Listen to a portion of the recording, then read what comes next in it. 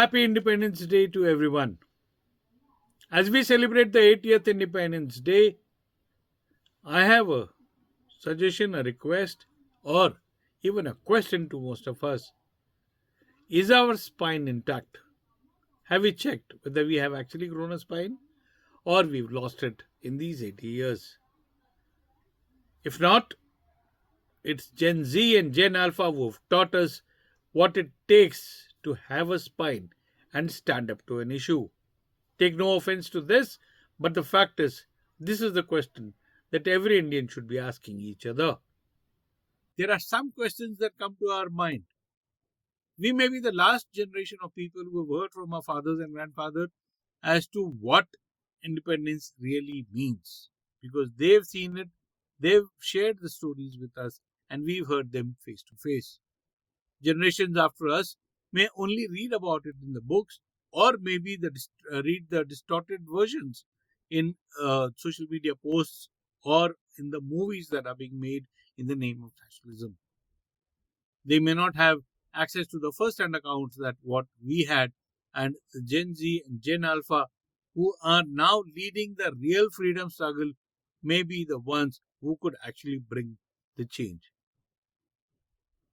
Sad but true, most of us have lost our spine in terms of asking questions.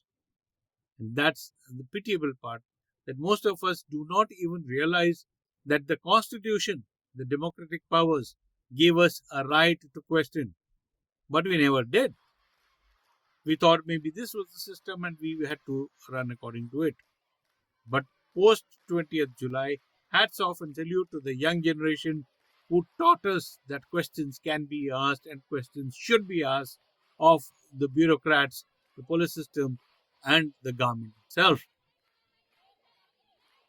The Gen Z, the kind of revolution that they led, the kind of questions that they've raised, and the kind of questions that they keep asking are now supplemented by the questions that Gen Alpha, the young school kids, I'm sure all of you have seen the videos that have emerged in the recent days from rural India where schools students are asking questions.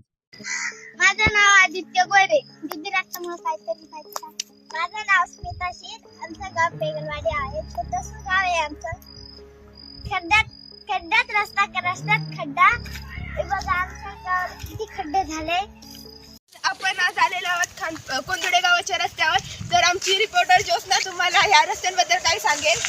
तर मी सांगणार आहे आपल्या कोंदिवडे गावाच्या रस्त्याबद्दल. तर हा रस्ता जसं की द्रुतगती महामार्गासारखा आहे.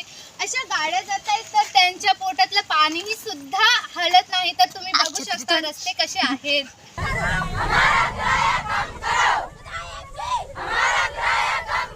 As to why they do not even have the basic facilities. Why do they have to live in shanties and study over there? Why do they have to get bad food in the name of midday meals? Why do they have no access to good teachers? Questions that we should have asked on behalf of the younger generation, but we never asked. Today, these kids have decided that enough is enough and they want to take it forward. Where did we go wrong? We went wrong for several reasons. That we forgot that we had a right under democracy to ask questions. Revolutions need not be on streets. Revolution need not be with stone pelting. Revolution need not be in confrontation on the streets.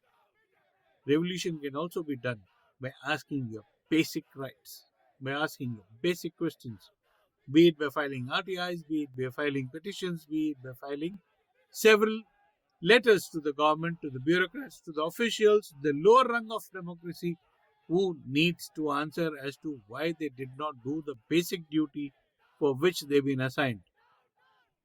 The political class is apart. They are busy with their fights. They're busy with their one-upmanship games. But it's the common man who suffers in the middle. Today, unfortunately, 80 years after the independence that we've got, we still do not have the right or the access to share our grouse or a grievance with our elected leaders. How many of you met your MLA in the recent time? Or how many of you have been able to even see your member of parliament in the recent times? No, not possible for most of us. for the simple reason that the population size is big. The MP or MLA are not accessible to a large majority. They only come up when the elections are there. Where does that leave us? It leaves us with a very simple thing. What do we do?